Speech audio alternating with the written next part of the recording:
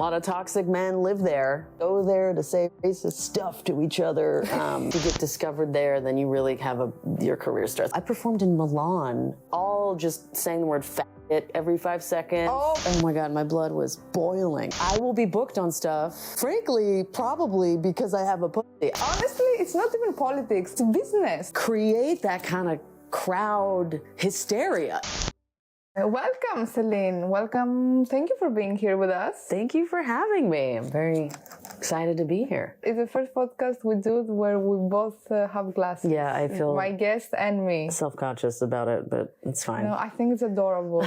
I would like to start, since you started your comedy in the LA scene. Yeah. Can you tell us a few things about the LA scene? LA is, you've got the whole range, right? Hollywood is this kind of looming specter. A lot of people move there to make it. Do they make it? Some people make it. So I'm told. Some people make it.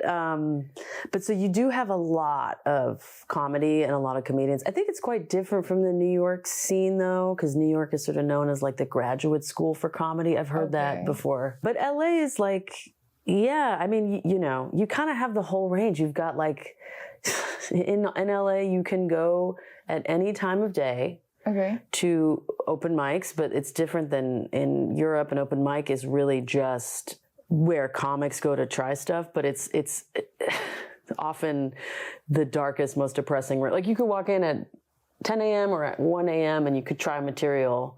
That's cool. It's cool. It's also hell. It's also like a lot of gross men. A lot of toxic men live there. A lot of toxic men go there to say racist stuff to each other. It's really uncomfortable. But it is nice because you can try, if you're working on a bit, you know, sometimes it's just really helpful you need to say it out loud. You need to say it to because even the way you're going to say it in a microphone when there's people, you're going to like hit the beat different than maybe when you're, right, when you're thinking of the joke. Yes, it's very different. There's something, right? You like, yeah. So it is helpful. But anyway, so that's one aspect. And then there's tons of, you know, we have a couple really big clubs, the Improv, the Store, you know, the Laugh Factory, which are, it's like much further in your career. And then you've got tons of shows, tons. In my opinion, the best shows are the ones that are just like little night, you know what I mean? It's like you apply to the show more than the location, you know. But what's nice about LA is there are really good comics. You can get on lineups with really strong comedians. Like whenever people would ask me like who my favorite comics are, I'm always like, you maybe don't know them, but they're in LA and they're like, you know them if you live in LA. Yeah, LA is sort of like New York. I think if you get discovered there, then you really have your career starts. So the bar is very high for comedy. Okay. Which I like, because like you kind of can't, it's an educated audience and the comics are really good. So you can't like just sort of be like, whatever, I'll just try. Like the level is, you have to be serious. Your jokes have to hit. They have to be, it's another level, I think. The one thing that sucks about LA, and that I've heard in other cities, it's different. It's a lot harder to get stage time because there's so many people that want to do it. And so getting shows is like its own hustle. And it's just, you don't get up as much. Like in New York, I've heard you can get up at like 3 to 5 shows a night every night. You know, like you can get up all the time. LA is more, you have to work for it. You got to work for it. And then you're like, oh my God, I got 2 shows this week. Like it's a bigger deal. So it's harder that way. But I do like the fact that the audience is educated there. And I think in Paris, there just isn't the same culture like of stand-ups. Whereas like in England or in London, right, you can tell they're like, oh, this joke is, this is a really good joke, versus like, this is like, okay, you know? Yeah. I actually wanted to talk a bit about toxicity. Yeah. We have a bunch in comedy. We don't lack toxicity, I would say. Oh, good. No. I remember when Me Too happened, I was so naive. I was like a few years later, I was just like, men get it now. I was so stupid. I was just like, because I saw some of my friends do the work and like be like, wow, I didn't know women are raped. Like, just like, it was like, really? We've been saying this forever. But I was surprised because I would go to rooms and then I go into these, you walk in and you're like, oh, this is where they live. The men, they're still here, these men. They live in comedy. They're alive and well. They thrive here. I don't think those guys do particularly well maybe, I don't know, I guess Joe Rogan or whatever, super famous. I don't really know Joe Rogan. Okay, take that out. But yeah, comedy is still the place where they live and breathe and breed. But I do think that certain cities, maybe it's less, like you can't get up in LA and do racist, misogynistic shit. You just can't. Like either the audience will boo you, the other comics will heckle you, the MC you will know that was not okay. But then you go to other cities, and that's not the case at all. I mean, at all. I performed in Milan, and it was like, oh my God. It was all men. A lot of them were Italian. They were all just saying the word faggot every 5 seconds. Oh my God. Very, very misogynistic, super homophobic, because these men love, the punchline is always not gay. Like, it's always about being gay. Come on. Let's like, fucking Jesus. But anyway, it was crazy. And I was there that night with my partner and a couple friends and they're trans, we're all queer. And I was like, what am I doing? This lineup, I was just like, and the host was like, ha ha ha, like loving it, not at all.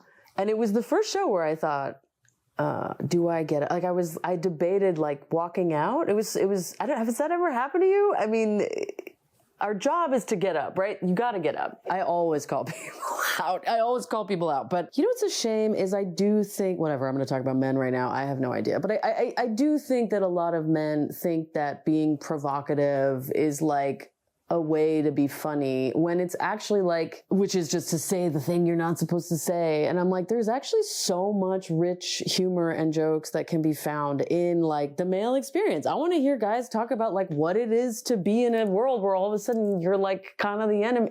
Like, what is your relationship to masculinity? Like, I don't know. There's so much to explore so many men just do the same. They do the same shit, and it I don't know.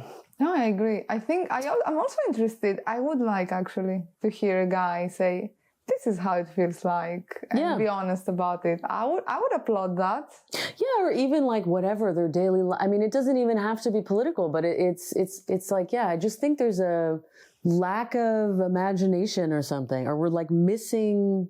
I would say. It's also a bit a matter of statistics in a sense that there are more men than women in comedy still. And there are more straight people than queer people in comedy still. And so... Oh, I know. I feel that all the time. I think, which is why I think we see... Because I've seen male comedians that they're doing great sets and they have nothing to... They're not like provocative. It's just that... I think statistically, there's a bigger chunk of male straight comics. And the bookers and the guys who own the clubs. Yeah, that's true. It's been interesting. I just moved to London, so I don't know the scene very well. But it is interesting because there's been a lot of discussion I've seen online about like, England is still very much straight white men. Those are the lineups. Which is crazy because, like, in London, that's not the audience. The audience is very diverse, and there's so much more, But I will be booked on stuff, frankly, probably because I have a pussy. I think people are just like, oh, there's a she, there's a female, or whatever. There's a whatever. Let's get this person to the lineup, and I'll be on these lineups and you can tell, like, literally, there's still a debate that's like, are women funny? And you're like, how is this? Because it's like the bookers and the guys who own the clubs. It's still the same old straight white men who lack the understanding of like, I don't know, who just haven't evolved, I guess, who haven't evolved. To me, it is crazy that you have a lineup that's like only straight white men. I'm just like, well, how are we still doing this? I don't know. I agree. And also, the thing is, what people I think don't understand, these bookers, audience is diverse. Yeah. If you have a diverse audience, give these people a lineup where everyone could relate at least with one person. Yeah. And I believe while we're going forward, at some point, there will be a situation where those who just do only white, straight, male lineups, they will end up having an audience that is tailored for them, and they will do like their own bubble, but the rest of the audience will look for something else once they have the option. Because it's honestly, it's not even politics. For me, it's business. Like, see it as business-wise. You have 50% of your audience is women. Yeah. What makes you think that these people don't want to hear to a female perspective, for example? Yeah. You have audience, many people who are expats. Yeah, exactly. Why you don't want to give them the opportunity to listen to someone who's also an expat? Yeah, and they will relate with them. Yeah. Like, just see it as business, honestly. Yeah. It's interesting you say that, because there's like the flip side of that, which is, I think a lot about this as a queer comic, who often, most of comedy is you're performing for only straight people. Sometimes there's like a gay in the audience, because I'll ask. And you're just like, okay. No. It's like tumble, you know, when you ask, you're like, any queers in the audience? And it's just like wind blowing through the... But whatever. But I mean, I think most people who go to comedy are, but also gay people, queer people are a minority. So it makes sense. But, you know, and you're on straight lineups and stuff. And it is something I think about a lot in terms of like, because I talk about what it like moving through the world as a queer person, because I am one of those, and people are kind of weird to straight people, to queer people. And I think it's kind of interesting to be in a room full of straight people and tell them like, you guys are fucking weird. But sometimes it's interesting because you can really have audiences that are, it's like the second you say you're queer or you get up there, they're like, no, they're like, it's a no for me, you know? And it's kind of interesting because it's something I think about a lot. Like sometimes I'm like, okay, I should, like I'll get up on stage and I'll be like, okay, I'm only going to do political stuff tonight, or I'm going to do which makes sense. Different shows, different audiences. You got to read the room a little bit. And then a lot of times I'm like, nah, fuck that. I'm going to make them listen. I want to make them uncomfortable. I want to provoke a different thought in them. I want them to hear something that maybe they don't hear. Maybe they don't have queer people in their life. You know, I do like to provoke. I think that is one of my driving. There's definitely some shows that the audience is your audience, and there are some shows where the audience is not your audience. Yes. That's part of comedy. You have to accept it, I think, if you want to do comedy. But I think even if the audience, you don't have any queer person in the audience, most of the time, I think you'll have some people who still are interested to hear your point of view, and they're, let's say, allies or someone who's like, tell us. We want that. And they're open to it. Yeah. But I would assume, I don't know, but I would assume that probably you're dealing with people that, an audience that is closed, and they're like, we don't want this. Yeah, that happens. I've been there I'm not doing queer material, and I've also been there. And I imagine if you do queer material, it's even more common to have that. But it's okay to make an audience uncomfortable sometimes. Totally. And I think that's also the real, let's say, provoking. Because some people who say, I'll do provocative stuff. And it's like, it's not provocative. You're saying things that people have saying and believe for like a century now. True. Yeah. How is this provocative? You sound like my dad. I don't know why this is provocative. I grew up hearing these things all the time. Yeah. I'm shocked. That's so true. I love that. Yeah, it's true. Racism, misogyny, all that stuff is as old. Homophobia, that's as old as time. Like, oh my God, so groundbreaking. Yeah. Oh my God, no one thought before. But it's funny because the Milan Show, I ended up. Yeah, what happened on that show? Well, so it was so crazy because I was with like my friends, and I just, oh my God, my blood was boiling. I mean, I was so mad, and but the thing is, as a comic, your job is to get up on stage. You're supposed to make people laugh, ideally, but you get up on stage, and I guess you could walk out, but I don't know. I was debating, and there was a break. There was an intermission before me. And the whole time I was like, what do I do? Do I leave? Do I stay? And then I was like, fuck it. And I got up and I like made fun of all of them. I like fully talked shit about every single person that was on the lineup. And then I did my gayest material. And it was interesting because like I've bombed before. That's part of comedy. You bomb. But this was a different kind of silence. Like everybody was like really listening. I don't know how to explain it. You know, because like bombing, you're just like, oh, these people like want me to die up here. Like there is no air in the room, right? Has that ever happened to you? You're just like, oh wow, this is going really badly. And no matter what I do or say, they're just like, no. They're like, fuck you. I bombed in Paris, actually. That was the first time I ever bombed. This was the second time, was Milan. But they were like, not making a sound, but they were really listening. It was so crazy. I don't know. I think we should have a term for that. Because bombing, for me, is when you have silence, but people don't like you. Yeah, they want you to get off. They're angry. Leave. Yeah.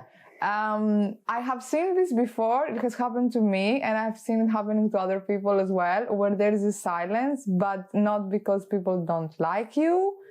They listen to you. They're listening. They might not feel comfortable to laugh. Yeah. Or they don't know when to laugh. They're like, where is that? But totally. They're like, I can listen to this for like 15 minutes. I'm okay with that. Just go on. But you know, it's funny you say that because that's been the strangest part about moving to Europe and doing comedy in Europe. And frankly, it's a very uncomfortable edge for me because in America, audiences are like very warm or they don't like you, right? You know, if the joke doesn't work, you know it because they're not laughing or you're doing something, you can tell you're like, oh, I threw them off. I also come from LA, so my humor comes from LA. So like I tend to do really well in LA. I'm sure if I traveled to fucking Alabama, whatever, it might be a little different, but like, it's kind of like they like it or they don't like it and you know exactly. Whereas in Europe, you're just like, is this people are more comfortable with silence here. People can enjoy the show and not make a sound in England. And it's like, it really throws me off because I'll leave shows and be like, I fucked up. What is it? They hate me here. You know what I mean? And then I'm like, no. Anyway, so I'm trying to learn the different sound. It's very uncomfortable for an American. Also, because there's this one thing that makes me laugh so hard, which is like in America, if somebody calls her, right, they go, ladies and gentlemen, please welcome Celine Kuklowsky. In America, the woo and the clapping will bleed into you going, hey guys, what's up? Like you're going to be starting your words to the sound of claps and laughter. That's just like how we are as audience. In London, they'll go, please get it up for Celine Kuklowsky. They'll laugh like twice, and then you just hear your click, click, click, click. Like you hear yourself walk up to the mic and then go, hi. Like it's like, it's so stale. You're just like, kill me. This is awkward. You guys are making this awkward. Like, is this a library? What is happening? But they might enjoy the show. And they might enjoy the show. They might come to you after and be like, that was a great show. You're hilarious. And you're like, you didn't laugh once. And I'm like, yeah, you were great. I do feel like performing in England is going to I'm going to grow like crazy muscles and like thick skin because they don't, British audiences, and maybe because it's probably like my humor is different. They don't give in. They don't give in to you. Americans, you got to get them at the top. Your first 3 jokes, you got to hit them with a banger. And then they're like, okay, I like this guy. I'm going to see. They're like, take me on the ride. They go with you. If you don't get them at the top, it's kind of harder to get them. But in England, they'll laugh and then they'll immediately, and then they don't like release. They don't like it's very rare that happens, at least for me. I'm sure if I was a British comic and, it's also just cultural. I call them fair crowds because I feel that they have a fair reaction to every joke you make. True. Which I appreciate. Yeah. Because you get very good feedback. Like, if you get a fair crowd, you know this is good, this is meh, this is totally. Yes. Totally. So this is the one good thing with fair crowds. And the other thing is, if I get that kind of a crowd and the night goes really well, I feel really well. Yeah. If I get a crowd that I do well, but literally you could just throw them the word banana and they would just lose their mind, I'm like, okay, I appreciate you laughed, but is it me? Can I take the credit for this laugh? You're like, I want to earn it. It's like having sex and the other person is ready. It's like, it's ready to come. It's like, I need 5 seconds and I'm going to come no matter what. Right. And then they do. And it's like, okay, can I take credit for that? Like, you were ready. I know what you mean, but it would happen in any case. I know what you mean. But I also think that I do love when a crowd has the fucking giggles. Like, to me, when an audience is like silly and giggly, and to me it's then you can have so much fun. I mean, not the word banana, but you can call people out and you can play with this like energy that's in the room, which I think it's kind of fun. It's rare also. I think it's rare that you have a crowd that just has like the infectious laugh. Like they're just like, there's something about that. But you're right. It's a different, maybe you're not doing your most sophisticated jokes, but you're all part of some collective like catharsis. It's just like I have the giggles right now, you know. Fun shows, I like that. These are very fun shows. I really like that too, because it is a catharsis. It's like I had a burden on me, and we all giggled together, and you guys came along with the ride, and that was really fun. These shows are nice for your mental health. Like there's this comedian in LA, her name is Lizzie Cooperman, and like, cause it's funny because you say like the word banana, like she doesn't do, typical set up punchline stuff. I saw her perform once. She's just like screaming and she's like a piano. She's like screaming words. She was talking about her COVID experience.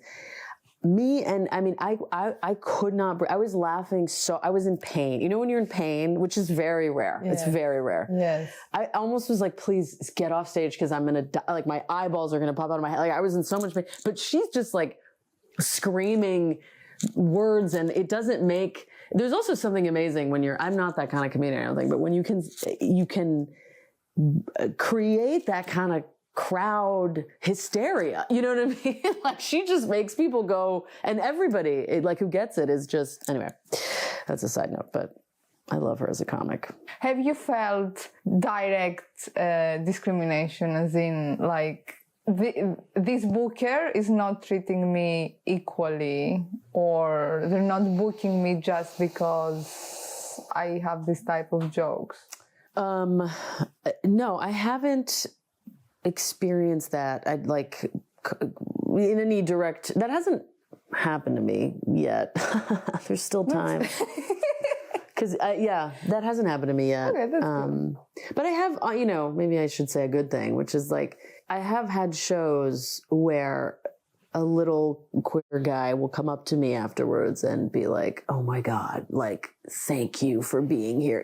So that is nice when, that's nice. When you have people that feel connected to you, and when it's not a queer show, for example, when it's not just like a bunch of gays and you're on a random lineup, and which are so much fun. I love queer shows. Yeah, queer shows are nice. Queer shows are really fun. But yeah, that's the sweet part, is like, people come up to me and they'll tell me like, people don't know this, but I'm also gay, and like, it's like really sweet. But I think similar to you, and just to go back to what you were saying earlier, and then we can move on. But like, I get it, right? When you're a comic and you want to make it like, you're just like, oh, I'll perform anywhere. But if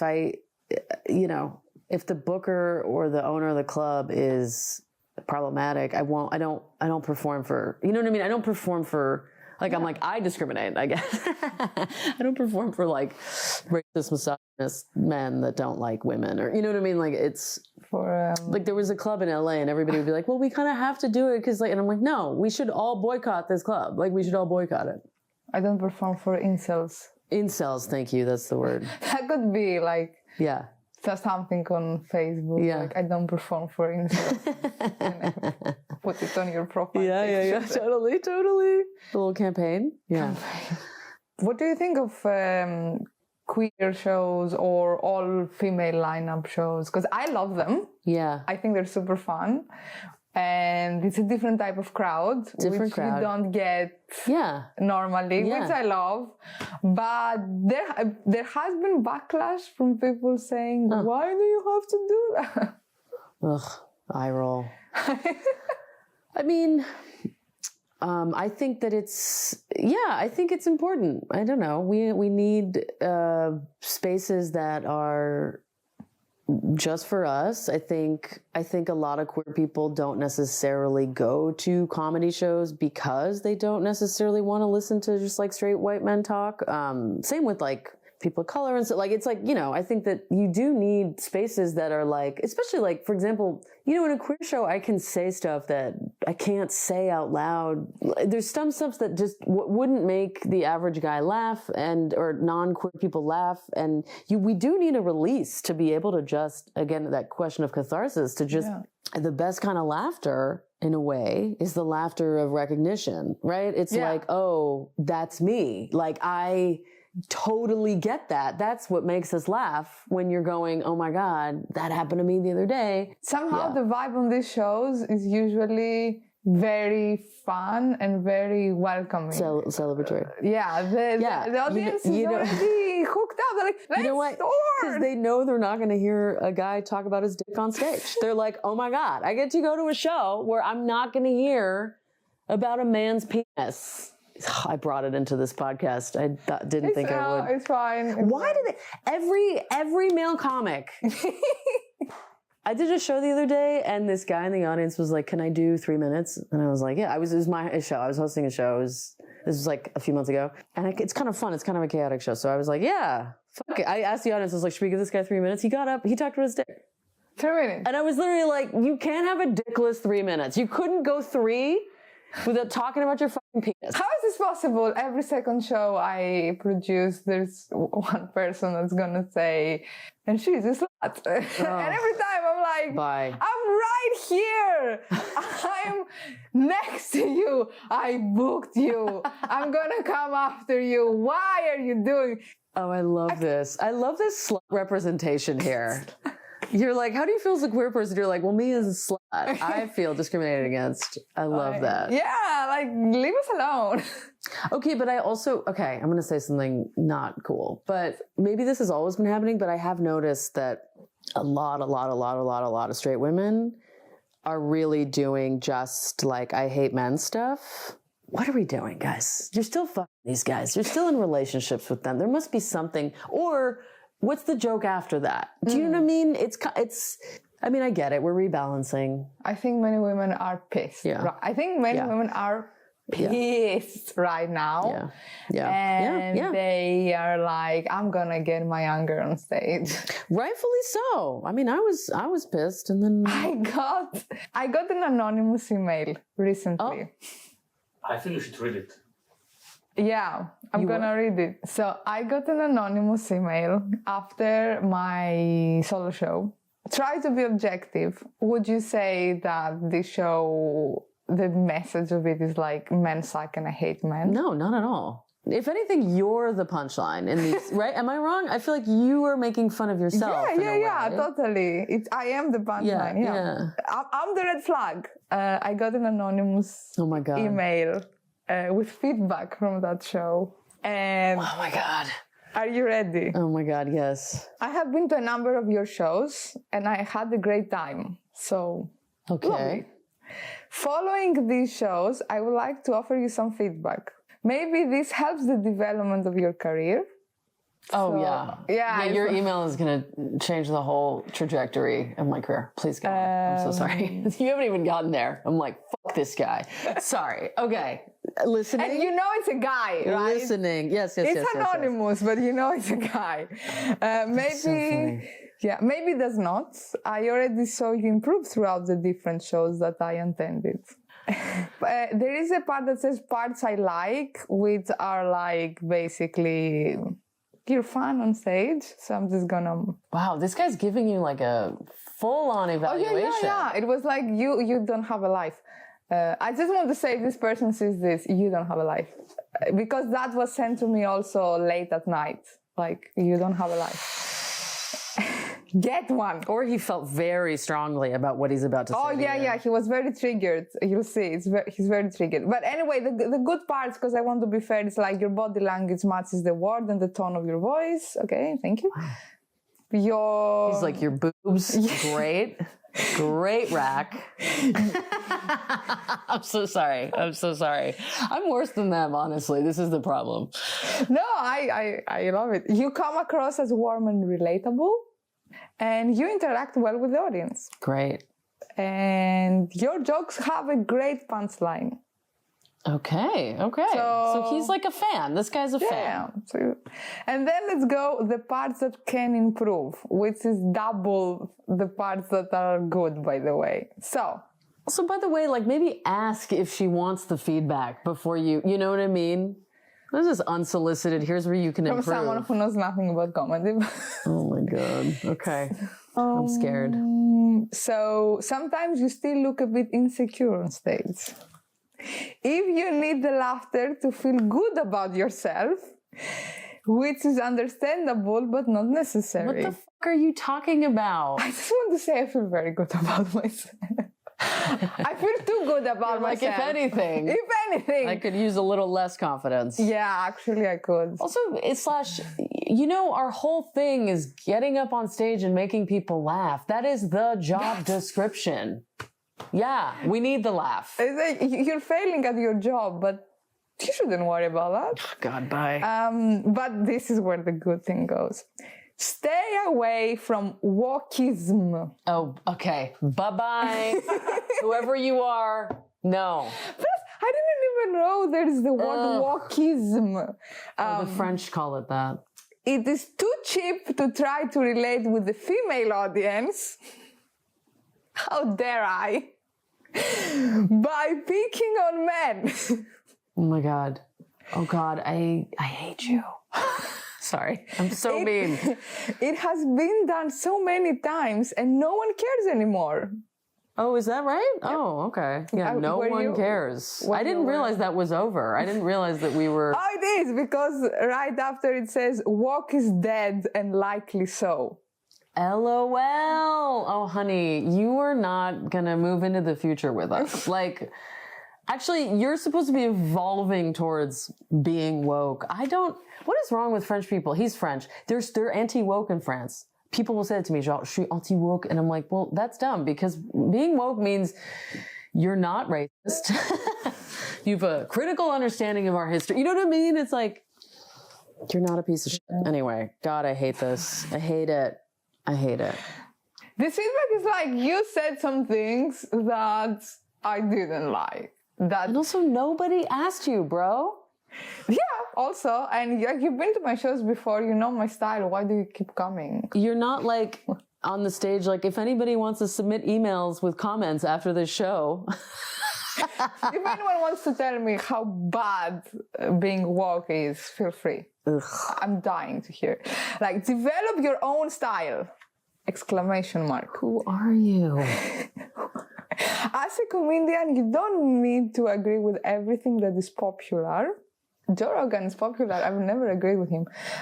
Comedy can be a way to challenge popular trends by indirectly showing how stupid they are or how easy it is for people to blindly follow the crowd. He's talking about wokeism. That's what he's talking about, being woke. Yeah. Oh, boo-boosh. Who is this fucking guy? Once in a while, feedback can be good. Like, one time I lost an audience in Scotland and I did not, it was so crazy. I was like, oh my shit, this isn't working. Like, stuff that always works. And I was like, what happened? And this person told me afterwards, oh, the way you said it, it made it sound like you were talking about that you were saying we were British and Scott. It was so helpful. He was like, you lost the crowd here because, and I was like, oh my God, thank you so much. This is my favorite part here. People's differences are funny. Yes. Sure, I guess. Why? That's part of being, I don't know, being woke, but generally being open as a person is that you recognize that people are different and that's okay. Sure, yeah. So I agree with that. Do you agree with that? People's differences are funny and we don't always need a safe space? Oh, this is an unsafe man. If somebody says we don't need a safe space, you're an unsafe person. You don't need a safe space. Ugh. Yikes. And in parentheses, the EU isn't the US, which, okay. I don't think this person understands what safe space means. I love that this man is like mansplaining your comedy to you. I mean, I don't know. Don't do this, guys. Don't do this. Do you want to hear his last point? Oh, yeah. Don't look on your watch. Oh my God, I can't. I hate this man. I hate this man. Do you know how angry I would be? Oh my God, I'd be so mad if I got this message. I was half laughing. I was sort of like, this is so funny. But I was also I was like, this is also disturbing. I can't believe this guy told me not to look at my watch. Like, and that's why we need a safe space. 3 quick questions. Okay. Have you ever done a festival? I did the Fringe Festival 3 times. Yeah. Edinburgh Fringe. Would you say, did it worth it? I love it. I want to do it every year. Okay. It's so worth it. I mean, you meet so many people and it's so much fun. It's like the best summer camp. It's the best. I haven't yet done, I'm trying to apply to festivals in America. I've also heard they're just great ways to, there's industry there and there's other comics. So you make friends. You can also be seen by people. You can be seen by agents. You can be seen by producers. It's just a win-win, honestly. And Fringe is like, it's just the fun. I mean, you get drunk with like people who you think are hilarious. You get to watch unbelievably talented people just everywhere. And I think it's so worth it. It's so worth it. Yeah. Is there a different code of conduct for in the US, in the UK, and the EU for the comedians backstage? I mean, not during the show, but like, there are things that you're allowed to do in a US show that you wouldn't do here, or the opposite? Americans, we bring notes on stage. Like you can bring your notebook, which I like, but you can't do that in the UK. They don't want you to do that. And I think here probably too. Yeah, here it's like, don't bring your notes. It's like very unprofessional in London. And I find it extremely hard to let go of that because sometimes you just, I don't know. Whatever. It's like maybe a safety blanket. But I also like that you can see that like this is a process and people are like, oh, this, But anyway, so you can't do that. And then also in the UK, you have to, like now I wear a watch because you have to time yourself. In the US, you'll always get a light. And in London, they just don't light you. So if you don't have a watch, you shouldn't watch at your watch. Huh? You shouldn't look at your watch. You should never look at your watch. It's bad. It's a walk. I found that stressful at the beginning. I was just like, what the fuck? I have to like keep time. But now I actually find it quite nice because you get to see where you are. There's a place in London, the Bill Murray. I love that place. They have a clock. They don't have a timer. They have a clock. And they told me, they're like, if you go over your light, like basically we won't book you again. So you have to be really tight on time. Really tight on time. And I was like, I have to do math? Well, you know what I mean? I was like, trying to do math as I was doing a joke because I didn't want to go over. So I bought a watch. After that, a stopwatch. I think the connections you made in comedy are very important. I don't think anyone would disagree on that. But right. Like, what is your take on how useful it is to have comedy friends and have connections in comedy? Oh, I mean, hey, at a baseline, having comedy friends is the best because you can I like have friends that I call up and I go, hey, is this funny? I'll just be like, I'm going to try a joke on you to see before I get up on stage. I don't do it all the time, but when I'm doing newer stuff, I'll definitely run it by some comedy friends. I think that's very American. I think we do a lot of, is this anything? We kind of write at each other in a way. It's such a specific thing to do. It's so hard to do. And I think not in the ways that people assume. I think people think it's just like, oh, it's hard to do public speaking. And I'm like, that's the least of it. Like, that's the least. But yeah, I'm sure connections is probably good for developing your career, I'm assuming. But yeah, have a comedy family. Also, because there's something about, I think what I like the most about comics is that we're very, I think because it is so hard, I find that comedians, no matter where you are in the world, if you're like, oh, I'm also a comic, you're instantly connected, your peers, your equals. It's not like competitive. It's very rare that that a comic is like not friendly or is like whatever. And I think that's the part that I love the most, is that it feels so like if I'm on a lineup and like you crushed that night and I did like whatever, it's like, oh my God, it was your night. You know what I mean? It's like it feels good to be like. You have colleagues and cheerleaders. 100%. 100%. Yeah. It's true. And you're happy for them. And when they succeed. Totally. Yeah, because it's a lot of work to succeed. Unlike, it doesn't matter who your daddy is in comedy. It doesn't matter if you're rich or where you come from. Like, it doesn't matter. You have to be funny and you have to work on it and you got to do it all the time. So if you make it, it's like you fucking did that. You earned that, right? Yeah. I think that's the thing. You did thousands of hours where people, gave you feedback and maybe didn't laugh or whatever, That's true. That's true. You go through hell. So you go through hell all the time. So yeah. Thank you so much. Thank you. It was so fun. It was really fun. I really enjoyed it. We really appreciate that you were with us and we hope to have you again. Yay. Thank you. Me too.